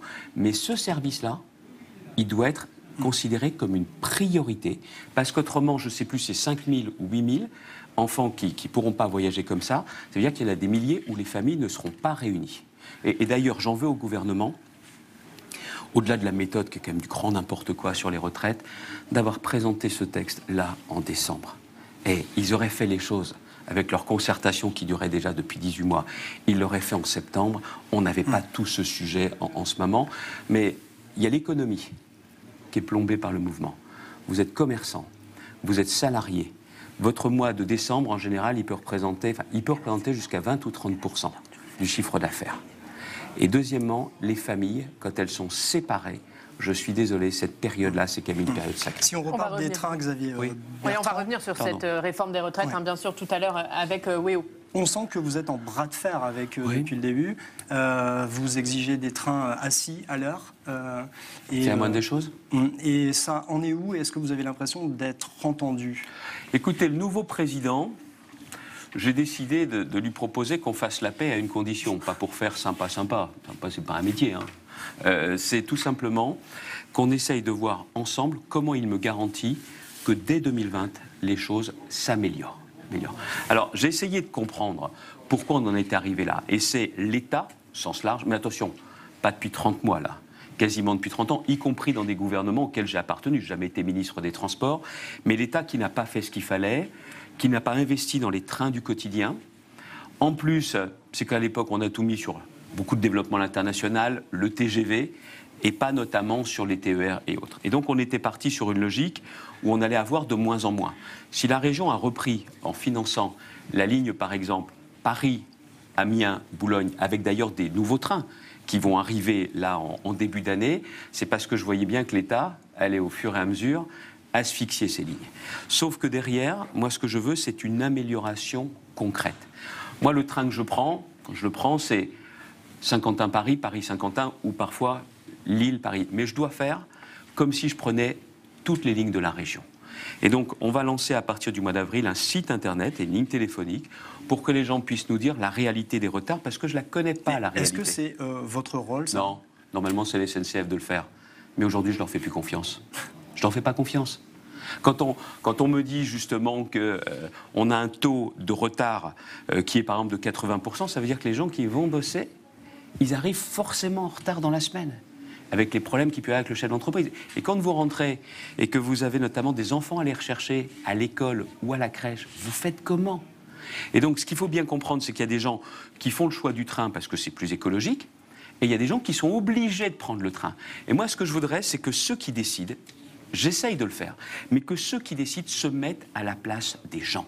Et que les dirigeants de la SNCF se rendent compte. Et j'ai proposé à M. Farandou, sans informer qui que ce soit, sans prévenir le courrier Picard, c'est que... Mais vous allez on aille un matin, sur une ligne que je choisis, je lui dis la veille, et qu'on aille se rendre compte de la réalité. Et que lui mais aussi les autres dirigeants, même le directeur régional, qu'on se mette à la place des gens. Parce qu'aujourd'hui, ce sont des amis que je connais qui m'envoient une photo du train Amiens-Paris en me disant Monsieur le Président, vous voyez dans quelles conditions on est ? Et donc derrière, ça, la SNCF, elle ne me le dit pas. Parce qu'en plus, on a passé une nouvelle convention avec eux. S'ils sont en retard et autres, ils doivent payer pour que je puisse rembourser. Leur argent, je m'en moque. Je préférerais que les gens soient à l'heure. Est-ce que c'est parce que vous ne faites pas confiance à la SNCF, comme vous le dites, que vous avez décidé d'être parmi les premières régions à ouvrir les lignes TER à la concurrence ? Oui, parce que je ne fais pas confiance, aux dirigeants de la SNCF. Aux dirigeants de la SNCF. De toute façon, toutes les maisons dans lesquelles les financiers prennent le pouvoir, vous êtes sûr que les chiffres compteront plus que les gens. Donc c'est ça mon problème. Et j'aimerais lui faire quoi ? C'est une grande entreprise publique. C'est une grande entreprise publique qui doit d'ailleurs comprendre qu'il y a des gens qui ont besoin de prendre le train. Mais je veux ouvrir à la concurrence. Peut-être que la SNCF répondra. Je voudrais juste que là-haut, ils se réveillent. C'est ça que je voudrais. Donc lancement des procédures dès janvier pour vous ? Dès janvier. Et encore une fois, il n'y aura pas d'augmentation des tarifs. Il n'y aura pas de baisse non plus des tarifs. Parce que la région participe déjà aujourd'hui beaucoup. Mais d'un autre côté, je veux que tout ce qui sera gagné soit mis dans la régularité des trains. Et vous me disiez tout à l'heure, sur la question de la priorité à la région, on a tous le sentiment que quand nos trains, les trains régionaux, les intercités arrivent Gare du Nord, on est la dernière roue du carrosse. En premier, c'est les Thalys et les Eurostars. Alors pour eux, tapis rouge. Le TGV, tapis bien rouge encore. Il y a aussi après les Transiliens. Et nous, là, c'est comme si on arrivait dans les derniers. Ça peut changer quand même. Je ne demande pas justement le paradis. Je demande tout simplement que ça s'améliore et que ce soit plus l'enfer sur de nombreux trains. C'est tout. Eh bien, merci beaucoup, Mickaël Tassard. Merci d'avoir été avec nous, rédacteur en chef du Courrier Picard. On va passer à la deuxième partie de cette émission. Et pour ça, on va accueillir Laurent Decotte de La Voix du Nord. Bonjour chez vous, en direct d'Amiens avec WEO TV, La Voix du Nord et le Courrier Picard. Laurent Decotte qui va donc nous rejoindre. Laurent Decotte de La Voix du Nord. On va parler plus spécifiquement des problématiques qui concernent le Nord et le Pas-de-Calais. Bonjour Laurent. Tout à fait, bonjour. Merci d'être avec nous, même si ça concerne évidemment l'ensemble de la région Hauts-de-France. On va commencer avec les départements du Nord et le département du Pas-de-Calais. Exactement. On va commencer en parlant du Brexit. Ce Brexit qui arrive, a priori le 31 janvier. Votre région est particulièrement concernée par ce Brexit. Est-ce que votre région est prête ? On s'est préparé très tôt quand ça devait avoir lieu au mois d'octobre. Et là, vous prenez notamment le préfet de région Michel Lalande, l'État, la Chambre de commerce Philippe Ourdin, Chambre régionale et la région, on a bossé ensemble. Comme quoi, quand ils veulent, ils peuvent. Entre parenthèses, on a réalisé des bâtiments pour faire les contrôles. Alors là, il n'y a pas eu de formalité. La question des fouilles, ils ont réglé ça comme par hasard miraculeusement et on était prêts. Aujourd'hui, j'ai deux choses encore. La première, c'est que j'espère que l'Union européenne ne va pas chercher à punir les Anglais en imposant des contraintes, en imposant des droits de douane qui vont ralentir le trafic. Ça, c'est quelque chose que je ne maîtrise pas, mais je vais interpeller et le gouvernement et l'Europe pour qu'honnêtement, les Anglais, ils ont peut-être toujours été européens à leur façon, mais on a plutôt intérêt à travailler avec eux, ce serait intelligent. Et je dis ça, vous savez, s'il y a du blocage, c'est pas seulement la région Hauts-de-France qui va être pénalisée. Les transporteurs, et on a besoin des transporteurs, et d'ailleurs on ferait un peu mieux à Paris de leur faire moins de misère et d'écouter leurs propositions, mais les transporteurs bloqués, ce ne sera pas ceux des Hauts-de-France, ce sera ceux de toute la France, de toute l'Europe. Et ensuite, on a la pêche. Il faut qu'on se...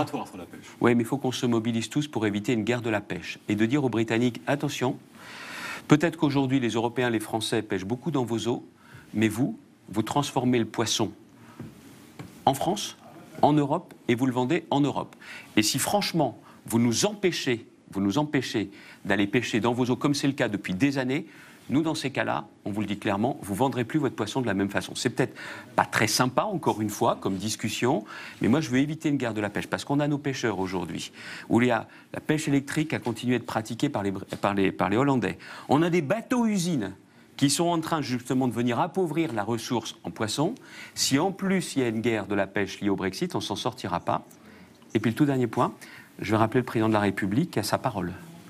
Parce que si on veut justement vraiment bénéficier de l'économie, je lui ai demandé, ça fait déjà un petit moment, j'en suis je crois à 2 ou 3 courriers que j'ai envoyés, pas de réponse, je lui propose qu'il y ait une zone franche économique sur Calais, sur le Calaisis, à la sortie du tunnel et du port. Pour dire, si quelqu'un déménage de 50 km ou autre, c'est pas ça qui m'intéresse. Mais par contre, si on a des entreprises qui viennent s'installer là, parce qu'il y a eu le Brexit, ça nous permettra de créer de l'emploi. Encore une fois, moi je suis prêt pour la région à prendre toute ma part. Je ne suis pas à jouer les pleureuses en disant l'État est fait. Non, non, je suis prêt à prendre ma part. Mais si on créait ça, je suis intimement convaincu qu'on aurait un maximum d'emplois. Il m'avait dit oui, à Calais. Depuis, j'attends confirmation. Encore une fois, pas pour me faire plaisir, mais tout simplement parce que c'est de l'emploi. Est-ce que vous avez chiffré les conséquences économiques du Brexit pour votre région ? Parce que personne ne sait si l'Europe va faire un zéro droit de douane, comme c'est le cas aujourd'hui, ou si on va imposer un certain niveau. De toute façon, il faut respecter le choix des Britanniques, mais économiquement, m'empêchera pas de penser qu'ils se sont tirés un peu une balle dans le pied. On n'est pas obligé, nous, de nous tirer une balle dans le pied en cherchant à les punir. Est-ce que le Brexit, ça peut être aussi un atout pour la région de France ? C'est ce que je viens de vous dire, oui, mais à une condition, c'est qu'on en tire le maximum et qu'on bosse ensemble. L'idée de cette zone franche dans le Calaisis, c'est une façon de booster l'emploi. Moi, vous savez, en termes d'emploi, je suis mort de faim, je l'assume. Je n'en aurai jamais assez parce qu'on a un taux de chômage qui est encore plus important qu'ailleurs. Mais ce que je vous donne, c'est un exemple concret de ce que l'on peut faire. Parce que pour l'instant, vous avez déjà agi. Dès juin 2017, vous avez ouvert un bureau à Londres. Oui. Vous avez doublé ça d'une campagne de lobbying importante. Vous disiez à l'époque que vous espériez récupérer des usines, du back-office des sociétés de finance, l'assemblage automobile, même les tournages de cinéma. Bon, pour l'instant, on ne voit pas venir grand-chose. Pourquoi ? Parce qu'il est quand le Brexit ? 31 janvier. Et mettez-vous à la place des Britanniques. Alors là, leur brouillard, c'est pas seulement la météo, c'est un brouillard politique, un bordel, comme honnêtement, il n'y a pas beaucoup de pays qui en ont connu.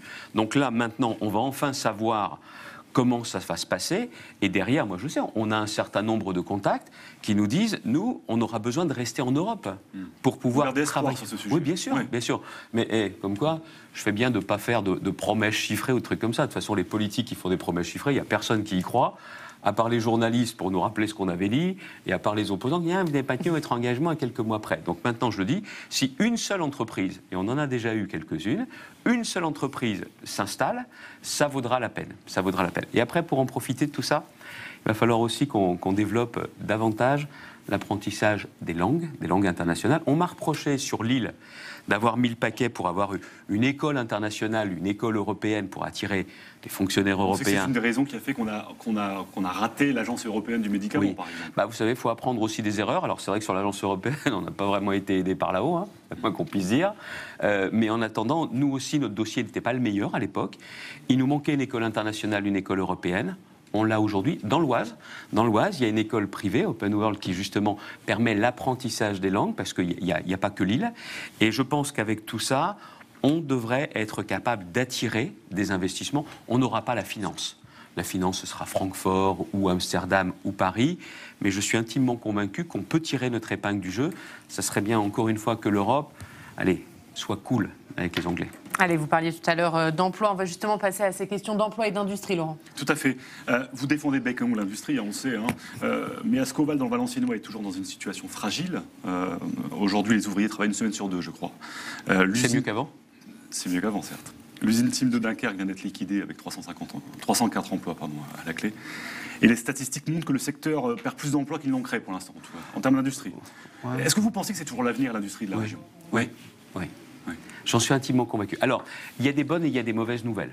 Vous le savez, on a notamment une entreprise belge que j'étais moi-même allé démarcher, en lien d'ailleurs avec les élus de Dunkerque, comme Patrice Vergried. Non, j'étais sur Clairbout. Pardon, excusez-moi. J'étais sur Clairbout. Ça, c'est parmi les bonnes nouvelles. Oui. J'étais sur Clairbout. Les bonnes nouvelles. Oui, où là, on a plus de 300 emplois. Qui va installer un nouveau site à Dunkerque. Parce que moi, j'ai un rôle de VRP, donc je suis allé discrètement, je ne l'ai pas dit, mais je suis allé les rencontrer. Je suis allé faire le VRP en leur expliquant ce qu'on mettrait sur la table. Et ils se disent peut-être que quand il y a un président de région qui se déplace, c'est peut-être qu'on tient à ce qu'il vienne. Là, aujourd'hui, on attend les dernières autorisations administratives, mais quand même, ça fait quand même pas mal de monde. Et puis ici, on a eu quand même des mauvaises nouvelles, mais il y a eu aussi des bonnes nouvelles. Ce ne sont pas les politiques qui créent les emplois, ce sont les entrepreneurs. Mais ce qu'il nous faut à chaque fois pour une création comme pour une reprise, c'est un repreneur. Quand on n'a pas de repreneur tout de suite comme team, on doit tout faire pour qu'il y en ait. Aujourd'hui, je ne vous le cache pas, on est en contact avec 2 entrepreneurs. C'est pas fini. Mais non, c'est jamais fini. Regardez à Botor, NLMK. Ça a fini même en allant chercher des Turcs, des Russes, on n'a pas réussi sur le coup. Bah là, aujourd'hui, il y a une reprise. Il n'y a pas encore autant de salariés qu'il y en avait avant, mais moi, ce que je dois faire, c'est pas laisser tomber les salariés. Et que ce soit à chaque fois sur des dossiers, notamment comme Jean Cabi, où on n'a pas pu faire reprendre, il faut que les salariés puissent reprendre un boulot. Parce que j'estime que même si ce n'est pas nous qui sommes responsables de la fin, on a une forme de dette vis-à-vis de ces salariés pour leur retrouver de l'activité. Et c'est ce qui fait qu'aujourd'hui, le chômage baisse dans la région, plus vite que la moyenne nationale. Un peu plus vite. Ouais. 0,2 points d'écart. Oui, mais pendant des années, c'était tout le temps le contraire. Ça baissait toujours moins et ça augmentait toujours plus vite. Alors, si ça marche bien, c'est pas moi que je suis responsable, mais purée, si ça marchait mal, ce serait moi le responsable parce que j'avais dit que je me battrais sur la question de l'emploi. Mais en revanche, je ne peux pas crier victoire. Parce qu'il y a des bonnes, mais il y a des mauvaises nouvelles. Et puis on a toujours plus de 10% de la population active qui est au chômage. Donc j'en ai toujours 580 000 personnes. 580 000 personnes, je crois. Oui, si on prend toutes les catégories, toutes les catégories, elles baissent pour la première fois. Et encore une fois, ce n'est pas moi qui crée les emplois, c'est les entrepreneurs, mais je pense qu'on a mis en place plein d'outils. Proche emploi, tout le monde s'est foutu de moi au début en disant Proche emploi, ça ne marchera jamais, il y a Pôle emploi. 16 000 personnes sont sorties du chômage avec ce seul dispositif. Quand Toyota s'est installé à l'époque, il y avait 2000 emplois. Et c'est comme s'il y avait 8 usines Toyota qui avaient ouvert, c'est-à-dire une par semestre dans la région. Donc encore une fois, même s'il n'y a pas de baguette magique, on peut vraiment faire bouger les choses. Et je propose aujourd'hui au gouvernement de dire donnez-moi un peu plus de responsabilité et vous verrez si on fait bien ou pas. C'est ça que je leur propose. Mais il faut faire plus confiance aux régions. Le gouvernement ne fait pas assez confiance aux régions aujourd'hui. Ils ne font pas confiance à grand monde. Ils ne font pas confiance à grand monde. Mais encore une fois, ce que je demande, ce n'est pas pour avoir un galon de plus sur une épaulette, je m'en moque. C'est tout simplement pour essayer de faire mieux et de faire reculer le chômage. Parce que quand on fait reculer le chômage, ce n'est pas une affaire de statistiques. C'est une famille dans laquelle on redonne du pouvoir d'achat et de l'espoir. C'est ça qui compte. Jeudi dernier, vous avez annoncé la possible arrivée dans le bassin minier de l'Airbus de la batterie automobile. Avec au moins 2500 emplois, quand même, ce qui n'est pas rien. Est-ce que je peux être pointilleux ? Ça va se faire ou pas ? C'est ce que je peux être pointilleux. Non, je n'ai pas annoncé l'arrivée. La possible arrivée. Voilà, non. J'ai indiqué qu'on était candidat et que nous étions la région retenue par... Excusez-moi, c'est pas que je prends plein de précautions, mais tant que c'est pas fait, c'est pas fait. Non, mais justement... Avant l'heure, c'est pas l'heure. J'étais obligé de le faire parce que PSA, avec qui nous sommes rentrés en négociation exclusive, nous avait demandé de nous engager et la région... avec les acteurs locaux, les communautés d'agglomération, un syndicat intercommunal, le département du Pas-de-Calais, on a dit banco, on y va. 141 millions pour vous. 121 millions d'euros 121 millions, en tout. Et donc ils disent qu'il faudrait une délibération pour que ce soit officiel. Je dis attention, si on prend une délibération, ça va savoir. Ils disent on veut justement cette officialisation. On l'a fait. Donc si l'usine se fait, elle se fera normalement dans les Hauts-de-France. Mais ce n'est pas à moi de le dire. Mais vous êtes optimiste sur le fait que PSA valide ce projet ? Attendez, PSA, ils vont mettre beaucoup plus que 121 millions d'euros. Je n'ai pas à être optimiste ou pas, c'est à PSA le moment venu de dire bon, on y va. Et vous avez vu cette semaine qu'ils avaient un peu, non pas d'autres chats à fouetter, mais une priorité, c'était leur fusion avec Fiat Chrysler. C'était ça la vraie priorité. Maintenant, le calendrier leur appartient. Nous, on a fait le maximum. On s'est mis d'accord en même pas 10 jours pour réunir cette somme, ce qui les a surpris. Et encore une fois, je le dis parce qu'on est à Amiens. Je sais qu'il y a des gens qui ont dit « Ouais, mais alors pourquoi il met cette usine-là dans le Pas-de-Calais et pas à Amiens ?» Alors qu'à Amiens, il y a un savoir-faire sur les batteries. Et notamment, Brigitte Fourré à l'Ingès m'avait dit hey, « Xavier, on est intéressé. » Oui, mais sur un autre projet, avec Tiamat, justement, un projet très intelligent sur Amiens. Mais là, c'est PSA qui décide. Et PSA dit « J'ai un site qui est à moi, qui me convient bien, c'est Douvrin. Si on fait cette usine, c'est à Douvrin. » Je ne veux pas leur dire, ouais, mais vous savez, ailleurs, c'est bien. C'est eux qui décident. Quels arguments vous avez encore à faire valoir pour que justement ça se fasse vraiment pour que PSA dise oui ? Non, tout est sur la table. Tout est sur la table. La balle est dans le camp de PSA. De toute façon, ils ne vont pas mettre un siècle avant de décider parce que s'ils font, on est sur une production qui commence en 2023, pas dans un siècle. Et là où c'est intelligent de la part de PSA, parce qu'ils ont un sacré patron à la tête, c'est Carlos Tavares, c'est de comprendre que la batterie pour les voitures électriques, c'est une question de souveraineté nationale et européenne. Parce qu'autrement, ça veut dire être obligé d'aller commander toutes ces batteries, soit en Corée, soit en Chine, et au-delà même du bilan carbone pour faire venir tout ça, ça veut dire dépendre d'eux. Alors que là, c'est une question d'indépendance et de souveraineté. On va passer à un autre sujet, parce que malheureusement, le temps... Et l'industrie, c'est pas fini, c'est pas foutu. Et dans la région qui a toujours été en pointe sur l'industrie, moi, elle m'intéresse, parce qu'en plus, l'industrie, elle contribue à l'aménagement du territoire. Les ateliers, les usines, vous pouvez les avoir à la campagne. dans les villes moyennes. Le cœur des métropoles va chercher des bureaux, des services, va chercher la tech, le digital, le numérique. Mais l'industrie, elle me permet justement de mettre des emplois. C'est l'économie de demain. Ah mais j'en suis pas. Non, les deux jambes. Il y aura la tech, le digital, et il y aura. Tiens, regardez, vous croyez plus à l'industrie, mais la logistique va disparaître, alors que la logistique crée encore des emplois, et ce sont des services liés à l'industrie. Oui, je suis pro-industrie, et je pense sincèrement, on a avec Bruno Le Maire quelqu'un qui a compris que l'industrie était importante, mais je fais même de nouvelles propositions au gouvernement pour dire, donnez-moi davantage la main. Je ne vous demande pas d'argent, mais je pense pouvoir cibler davantage l'industrie. On est la région de France qui, 2 années consécutivement, a été la première pour attirer les investissements étrangers dans l'industrie. C'est pas pour mes beaux yeux qui sont pas beaux, hein. C'est tout simplement parce que la région a des atouts. On en a un peu parlé tout à l'heure, mais on va y revenir. On va parler du pouvoir d'achat parce que ça intéresse beaucoup les gens et de vos mesures en faveur du pouvoir d'achat, Laurent Decote. Oui, effectivement, on le sait, hein, vous avez beaucoup investi là-dessus. On peut même dire que vous vous présentez presque comme le président du pouvoir d'achat, j'ai envie de dire. Il y a eu l'aide au transport, l'aide à la garde d'enfants. Vous avez annoncé hier une aide pour à peu près 10 000 étudiants, on en parlait tout à l'heure. Peut-être plus. Peut-être plus. Alors tout ça, évidemment, on est très bien, mais est-ce que c'est le rôle de la région? Normalement, c'est le rôle de l'État, vous avez entièrement raison. Entièrement raison. Mais ça va craquer. Ça va craquer. Les gens qui veulent s'en sortir, les gens qui bossent, qui sont à 1 000, 2 000 euros de SMIC, ils n'arrivent plus à s'en sortir. Ils n'y arrivent plus. C'est-à-dire qu'ils n'arrivent pas à faire plaisir à leurs enfants, ils n'arrivent pas à assurer l'avenir de leurs enfants. Et un pays dans lequel les gens qui travaillent n'arrivent plus à s'en sortir, et vous pouvez faire tous les discours du monde, ça leur passe au-dessus de la tête. Et les politiques sont des rigolos qui passent à côté de la vie des gens et qui ne comprennent pas. Et moi, je vais vous dire, j'ai plein de défauts, mais il y a un truc que je pense savoir faire, c'est entendre les messages et ensuite réagir, et pas un siècle après. Je vous le dis, j'en suis convaincu. On est dans un phénomène de révolte des peuples. Il n'y a pas qu'en France. Le Brexit a été cela d'une certaine façon.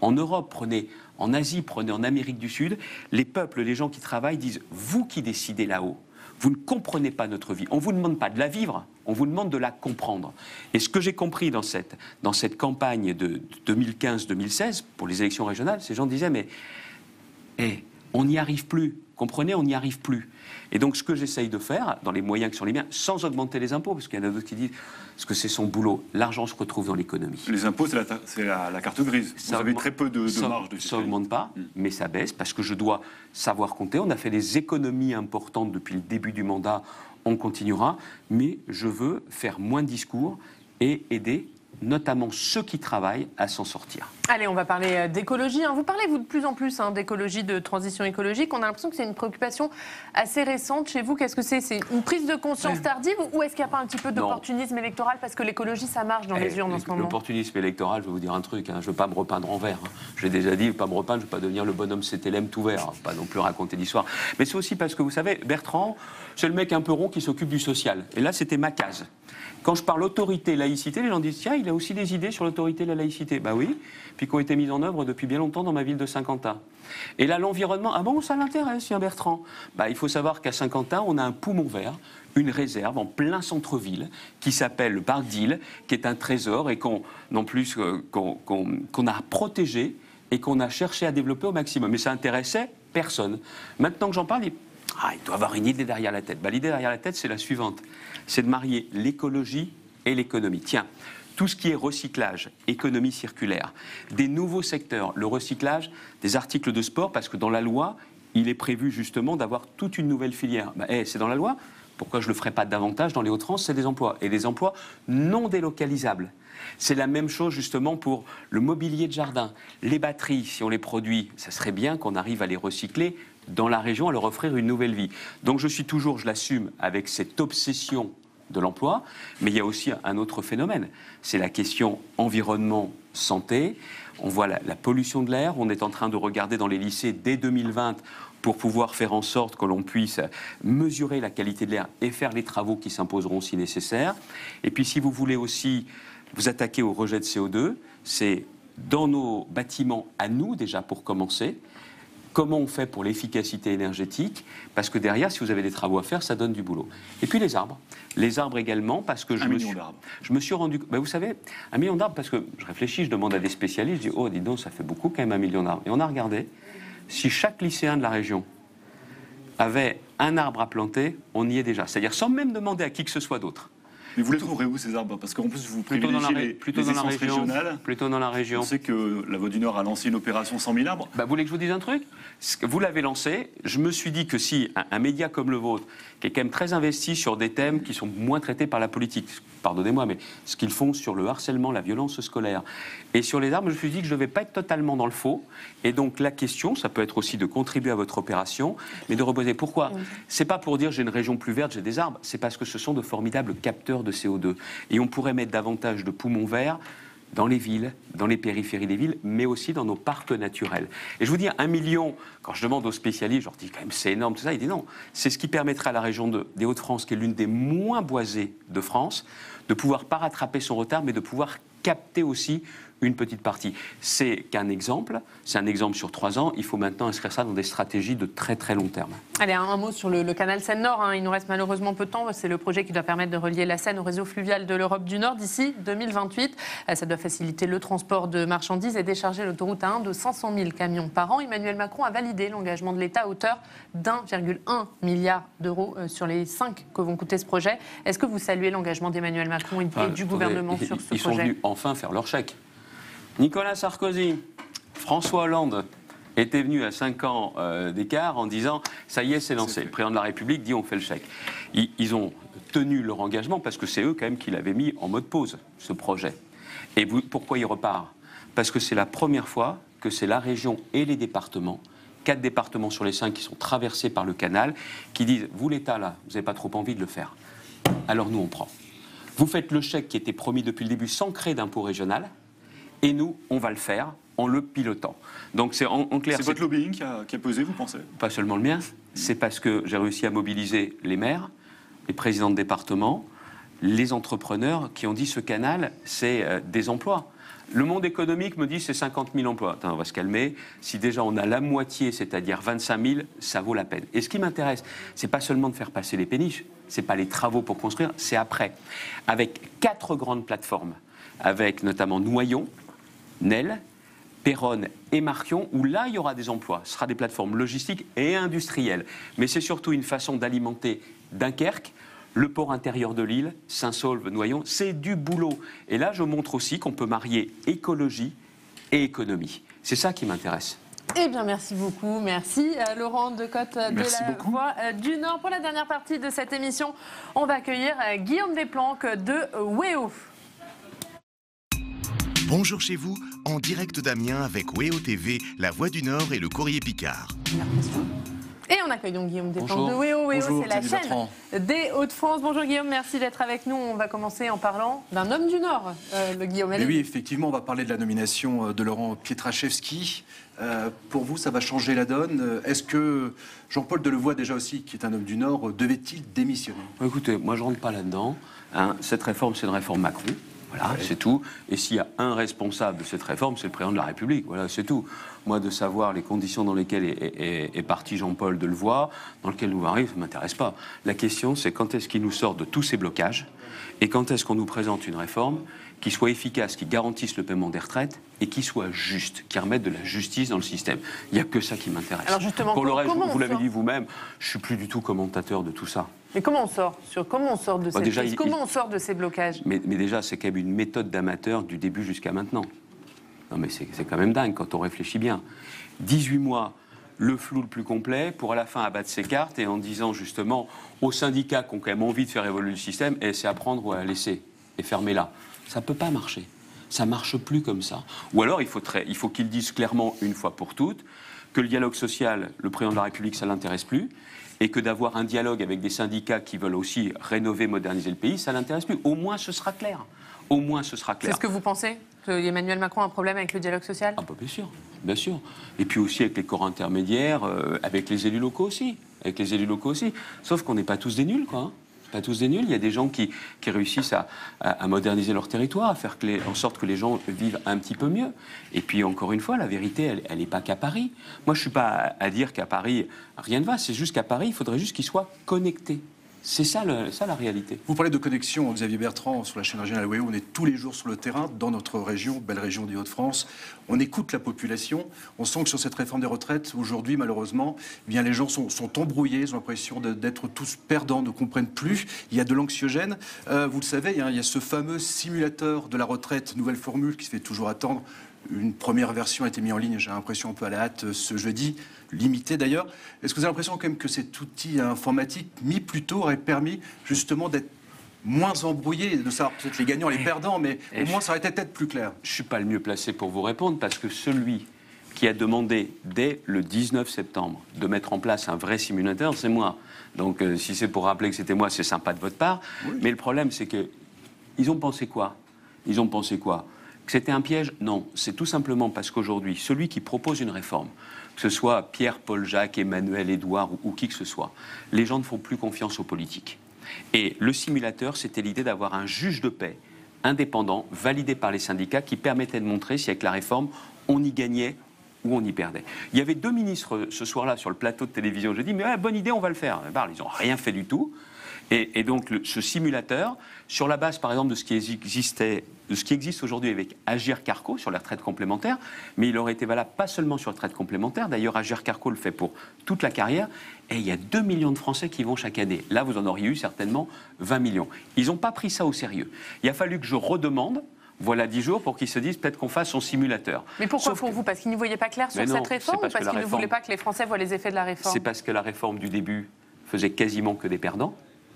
Et qu'au fur et à mesure, elle fait encore beaucoup de perdants. Et là ce qu'ils ont fait, c'est un Canada Dry de simulateur. Parce qu'ils ont pris des cas types, c'est mieux que rien. Mais alors, on est dans le monde merveilleux d'Emmanuel Macron. Hein. Dans les cas que vous avez, il n'y a pas de période de chômage, il n'y a pas de personnes qui sont malades, et vous avez grosso modo des carrières qui progressent tout le temps. C'est peut-être mieux que rien, mais ce n'est pas ça que j'ai demandé. J'ai demandé pour vous, pour moi, qu'on puisse aller sur un simulateur, validé par les partenaires sociaux, pas par un partenaire, par les partenaires, et on pourra voir clairement, sur notre carrière telle qu'elle se présente aujourd'hui, comment ça va se passer demain, qu'ils jouent carte sur table, qu'ils jouent la vérité. Ce qui est vrai, c'est que les gens aujourd'hui, ils ont compris instinctivement que, de toute façon, il n'y avait pas 36 possibilités. La retraite, c'est soit vous touchez moins en retraite, soit vous bossez un peu plus longtemps. Ça ne fait pas plaisir à tout le monde de travailler plus longtemps, parce que tout le monde ne peut pas travailler plus longtemps. Moi, je pense qu'à la fin de cette décennie, il faudra qu'on soit allé vers 64 ans. Mais vous ne pourrez le faire que si ceux qui ont commencé à travailler très jeunes, ceux qui sont abîmés par leur travail et qui n'ont pas la même espérance de vie, les ouvriers dans les métiers les plus lourds et les plus exposés, ceux-là peuvent partir avant et qu'il y a des professions pour lesquelles la nation estime que c'est dans les fonctions les plus importantes de la nation, que là, on doit vous permettre soit de partir plus tôt, soit d'avoir une amélioration justement de votre revenu. Les gens, vous savez pourquoi aujourd'hui ils sont en colère? Parce qu'ils ont le sentiment que c'est la double peine. Ils vont bosser plus longtemps et en plus ils vont toucher moins. Et là, les gens, ils prennent pas. Vous dites 60... Et c'est ça qu'ils ne comprennent pas là-haut, c'est que la question du pouvoir d'achat est une question qui est là dans la société française depuis 2008, depuis la grande crise. Et il n'y a pas eu une bonne année pour les Français qui travaillent, les Français modestes. Et donc, aujourd'hui, les gens se disent c'est dur aujourd'hui, mais avec cette réforme des retraites, ça va être la galère à perpétuité. Voilà pourquoi il y a ça. Alors, j'enlève le côté des transports où, honnêtement, il y a d'autres façons aujourd'hui de manifester que de bloquer, justement, ceux qui ont besoin des transports. Oui, mais excusez-moi, Xavier Bertrand. Est-ce que les Français sont prêts à travailler plus? Vous avez déclaré qu'il faut au moins 2 ans plus d'activité. On ne pourra pas payer les retraites de tout le monde en 2030. Vous préférez quoi? Que je disais mensonge? Non. Mais de quelle manière on y va à ces 64 ans? Vous dites clairement qu'il faut travailler jusqu'à 64 ans. Est-ce que c'est un report officiel de l'âge de départ à la retraite ou est-ce que c'est l'âge d'équilibre comme présenté par les L'âge d'équilibre, c'est l'hypocrisie. Parce qu'ils ne veulent pas dire report de l'âge légal. Ça va être 64 ans, si vous partez à 62, vous perdrez moins. Mais il faut annoncer la couleur. Les gens ne sont pas fous. Ils voient bien si en face, ils ont Pinocchio ou un mec qui dit la vérité. C'est ça le fond du problème. Ils n'assument pas.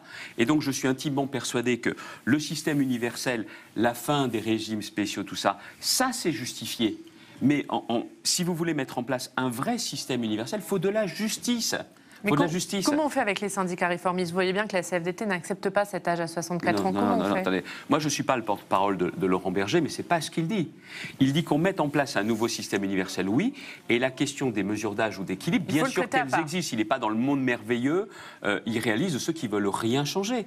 Donc il dit, il faudra que ce soit traité, mais en premier, ne mélangeons pas. Et le système universel, il se justifie en premier. C'est ça le fond du problème. Mais ça veut dire qu'on attend alors pour parler de cette mesure d'équilibre, pour parler de ces 64 ans, on le fait pas maintenant ? De toute façon, hein, une fusée qui démarre pas droit, elle atteint jamais son objectif. Et là, je pense qu'on est parti dans une sorte de grande tambouille qu'essaye de nous faire le gouvernement. En plus, on voit un truc, c'est que le président de la République, le Premier ministre, ça n'a pas l'air d'être sur la même ligne. Tout ça, c'est un bazar sans nom. Le fait même d'avoir fait 18 mois de consultation pour en arriver là, c'est complètement dingue.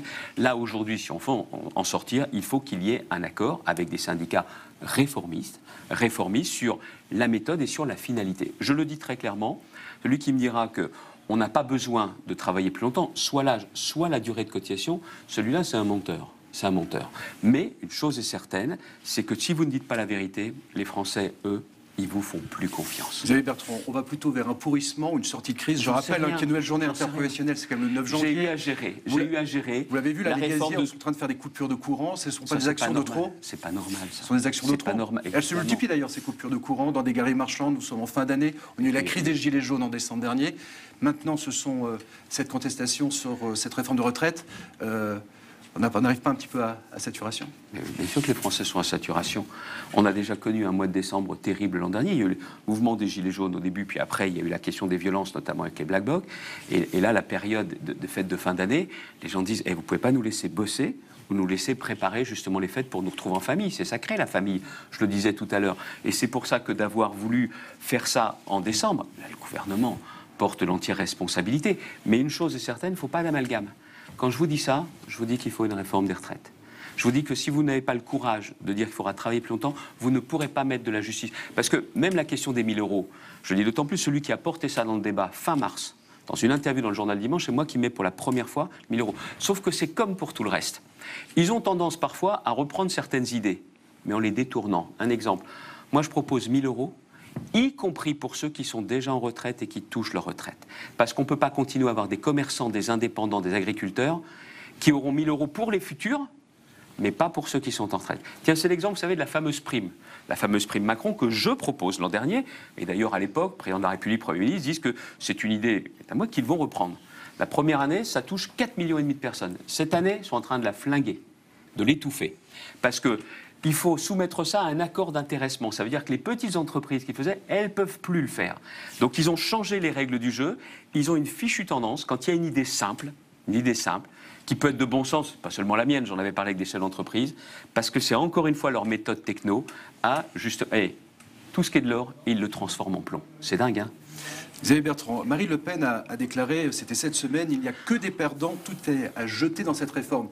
Au-delà des phrases, tout est à jeter vraiment dans cette réforme, non? Système universel, moi-même, j'avais demandé en 2010 à ce qu'on fasse les avantages et les inconvénients. Sauf qu'un système universel, ça se fait pas clairement en 1 an. Il y a des pays, il a fallu 15 ans, il a fallu 10 ans. C'est ça. Bon, maintenant, Madame Le Pen, elle est toujours pour la retraite à 60 ans, là. Et puis elle a découvert une mine d'or, là, dans son local pour pouvoir financer tout ça. Vous dites que c'est pas réaliste, la retraite à 60 ans? De toute façon, le jour où elle dira quelque chose de réaliste, on en reparlera.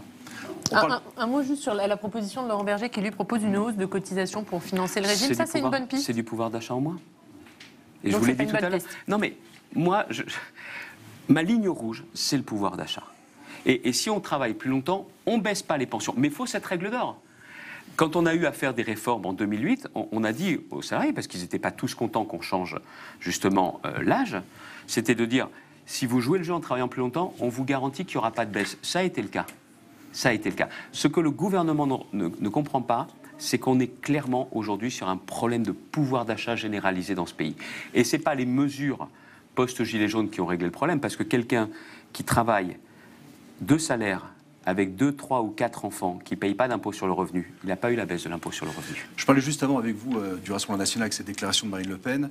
Ça nous intéresse aussi, ce sont ces fameuses élections régionales. Hein. Elles arrivent assez vite en 2021. Oui, c'est encore loin. Hein. Oui, mais enfin en tout cas en 2015, si je parle du Rassemblement national, souvenez-vous, nous sommes au premier tour, c'est quand même le Front national conduit par Marine Le Pen qui arrive largement en tête avec 40,64% des voix. Vous êtes derrière avec près de 25% des voix. Et rappelons-le, c'était la liste socialiste à ce moment-là, de Pierre de Saint-Ignan, oui, qui avait décidé de se retirer. On n'a pas envie d'avoir ce même cas de figure en 2021. Il y a eu des déçus en 2015 et on sent qu'aujourd'hui, il y aura aussi des déçus, peut-être en 2021. Des déçus de qui ? Du Front National, oui, certainement. Parce que les gens, vous savez, ils votent Front National parce qu'ils se disent qu'il y a des problèmes. Peut-être qu'ils seront aussi attachés à ce que quelqu'un, plutôt que de faire des discours, règle leurs problèmes. Moi, mon boulot, c'est de régler les problèmes. Quand on a obtenu avec Natacha Bouchard le démantèlement de la jungle de Calais, il y avait 9000 personnes. Tiens, encore une fois, avec le concours de Bernard Cazeneuve, et François Hollande avait donné son accord. La preuve que je ne fais pas de politique politicienne. C'est un problème en moins. C'est pas réglé à 100%, mais c'est un problème en moins. Quand le chômage recule, c'est un problème en moins. Si le pouvoir d'achat avec ce que fait la région s'améliore, c'est un problème en moins. Le Front National a besoin des problèmes pour exister. Moi, mon job, c'est d'essayer de régler et d'enlever les problèmes dans la région. Alors, restons, s'il vous plaît, Xavier Bertrand, sur ces élections qui sont importantes. Elles vous passionnent. Mais oui, mais complètement. Mais avant l'heure, c'est pas l'heure. Oui, mais vous en avez parlé quand même hier, puisque vous avez présenté les orientations de la région en 2020. Oui, je crois que... Alors, dites-moi si je dis une bêtise. Inquiétez pas. Élection départementale, mars 2021. Élection régionale, décembre 2021. Et je pense que vous avez, à moins que j'ai mal écouté, proposer une seule élection, celle du conseiller territorial. Je crois d'ailleurs que c'est une idée qui est née sous Nicolas Sarkozy. C'est quoi cette idée de conseiller territorial ? Non mais ok, non mais je n'ai pas parlé des élections parce que je sais bien qu'elles... Ok, non. Ce que j'ai proposé, c'est une simplification. Eh ben oui, moi je crois qu'on peut simplifier tout le bazar du millefeuille politico-administratif français. Mon idée est simple, c'est que les conseillers départementaux pourraient en même temps être les conseillers régionaux, c'est-à-dire qu'on aurait les mêmes élus. Ça veut donc dire moins d'élus et ça veut dire plus de complémentarité encore entre le département et la région. Je ne propose pas de supprimer le département, je propose, c'est vrai, qu'une partie de la classe politique régionale, elle ne soit plus là en tant que telle, que soient les conseillers départementaux. Parce que vous savez ce que j'aime moi ? C'est le lien entre l'élu, le territoire et la population. Que ce ne soit pas les partis politiques qui choisissent les candidats, c'est que ce soit les gens qui choisissent les candidats. Et ça, on en avait parlé avec les 5 départements qui étaient plutôt favorables. Et le gouvernement veut faire des expérimentations, ils veulent nous permettre le droit à la différenciation, qu'on nous donne cette possibilité. Si, comme je le dis, les départements et la région sont prêts, pourquoi on ne le fait pas ? C'est dans 1 an et demi, on a encore le temps de le faire. Et en plus, vous regardez dans les départements, l'ensemble des forces politiques sont aujourd'hui représentées, mais par contre, ce serait plus simple. Vous prenez notamment Flixecourt dans la Somme, vous avez un collège et un lycée. Je m'entends bien avec Laurent Saumon, mais si on avait les élus qui géraient l'ensemble de la cité scolaire, on gagnerait du temps. Ça serait beaucoup plus simple. Alors, vous dites faire simple, c'est peut-être la seule façon, en imaginant des choses nouvelles, d'éviter que notre pays n'aille dans le mur. C'est aussi, vous savez quoi ? Du bon sens. Vous dites que les régionales sont encore loin, mais néanmoins, vous êtes déjà candidat à votre réélection. Vous l'avez déjà dit. Ça évite qu'on pose la question tous les matins. Voilà, mais vous l'avez déjà dit. Vous dites aussi que vous en faites une condition préalable à une éventuelle candidature à la présidentielle. On va regarder un sondage fait par Région Magazine et Le Figaro. Vous êtes le président de région à avoir la meilleure opinion parmi les gens, enfin les gens les habitants des régions qui ont voté sur le président de région. C'est vous qui obtenez la meilleure opinion. Est-ce que du coup, ça vous oblige ? Est-ce que pour être plus clair, si vous êtes réélu en 2021, ça sera difficile d'abandonner votre mandat en cours de route ? Le sujet, c'est pas là. C'est qu'il y a mieux que les sondages. Il y a l'élection. Et vous avez très bien fait de le dire tout à l'heure. Il y a eu les sondages, il y a eu les résultats à l'époque. On verra la fois prochaine combien avec la liste de rassemblement que je ferai. Et c'est pas les partis politiques qui feront ma liste. C'est pas les partis politiques qui feront ma liste. Dans ces conditions-là, qui arrive en tête et qui l'emporte. Et ce qui compte, vous savez ce qui se passe, peut-être que les gens de la région se disent qu'ils ont une piètre opinion des politiques, mais ils se disent peut-être que pour un abruti de politique, j'ai peut-être l'air d'avoir compris quelque chose et que je me bats pour eux. C'est que ça, ce sondage, et le retour que je peux avoir quand je suis en déplacement, que je suis à portée d'engueulade. Mais quand vous voyez le déficit de confiance qu'il y a encore du boulot. Il y a encore du boulot. Une dernière question très rapide, Guillaume. Pour être candidat à la présidentielle, vous avez dit il faut la présidentielle de la région. Oui, mais vous avez dit il faut des idées neuves. J'ai l'impression que la machine à idées n'est pas en panne, bien au contraire. Mais il faut que ça marche aussi, mes idées. D'avoir une idée, tout ça. Si notamment ce que je veux lancer pour les étudiants, pour leurs familles, il n'y a que 100 familles qui sont intéressées, c'est que je me serais planté. Donc il faut être sûr aussi que les idées fonctionnent. Je voudrais aller plus loin sur l'emploi avec, pour les personnes qui ont besoin, une sorte de guichet unique. C'est-à-dire que je ne veux pas fusionner tout, mais qu'au moins pour les gens ce soit plus simple. Ces idées-là, j'aimerais pouvoir les mettre en pratique. Peut-être que ça ne marchera pas, mais si ça marche, de toute façon je crois une idée, si vous n'avez pas des idées nouvelles, on ne fera pas mieux qu'hier. Et le compteur tourne parce que les gens sont de moins en moins décidés à faire confiance et crédit aux politiques. Donc nous, pardonnez-moi, mais il faut la ramener un peu moins et bosser un peu plus. Merci beaucoup. Merci Xavier Bertrand d'avoir été notre invité ce matin. Merci à nos partenaires du Courrier Picard dont on va regarder la une consacrée à un mort au bout de la nuit. C'est la une du Courrier Picard. On va regarder La Voix du Nord.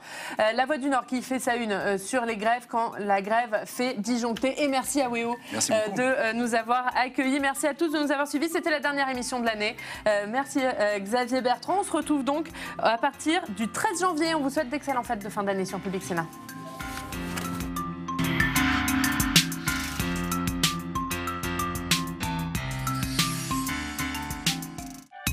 Public Sénat et WEO TV, la télé des Hauts-de-France, le Courrier Picard et la Voix du Nord vous ont présenté Bonjour chez vous en direct d'Amiens.